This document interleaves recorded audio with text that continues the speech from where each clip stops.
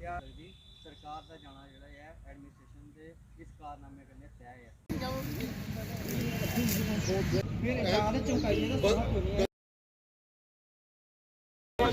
शुरू ही नहीं करना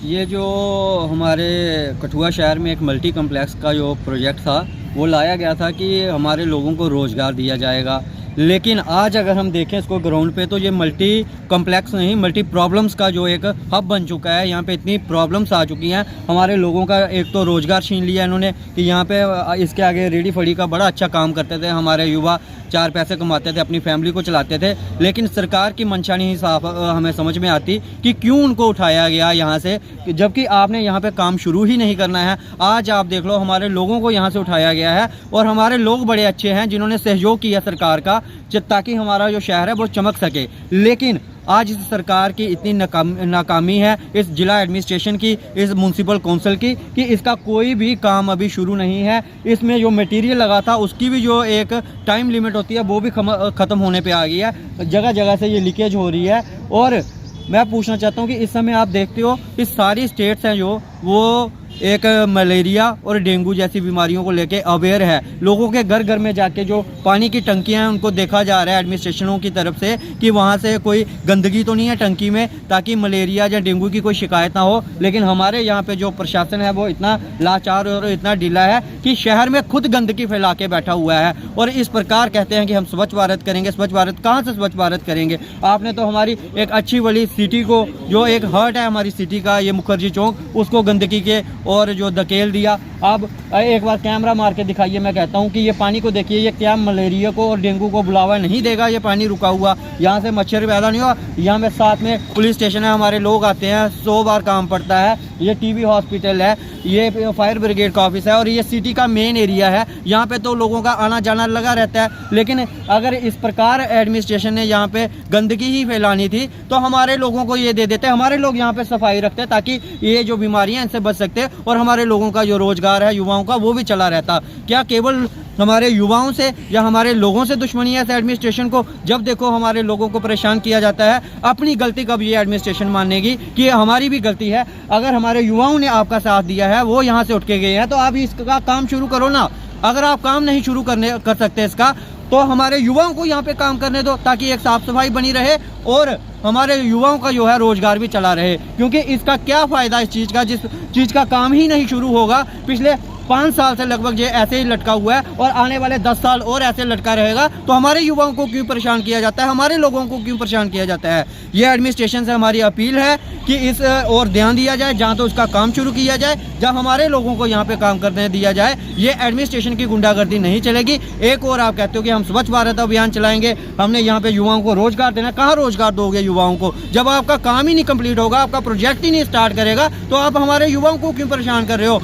अगर ये हमारी बात को ध्यान नहीं रखा गया तो आने वाले समय में इसके जो गंभीर परिणाम है वो सरकार को वो भुगतने पड़ेंगे। एडमिनिस्ट्रेशन को तो जो नुकसान होगा, लेकिन सरकार जब वोट मांगने यहाँ आएगी तो वही युवा पूछेंगे कि ये प्रोजेक्ट क्यों नहीं कंप्लीट हुआ और हमें यहाँ से क्यों उठाया गया था, जबकि वो युवा यहाँ अच्छी भली इनकम अपने परिवार को चलाने के लिए जनरेट कर रहे थे। ये सरकार सिर्फ ढोल नगाड़ों की सरकार है। ये एडमिनिस्ट्रेशन सिर्फ ढोल नगाड़े और रिबन काटने तक की सरकार और एडमिनिस्ट्रेशन है।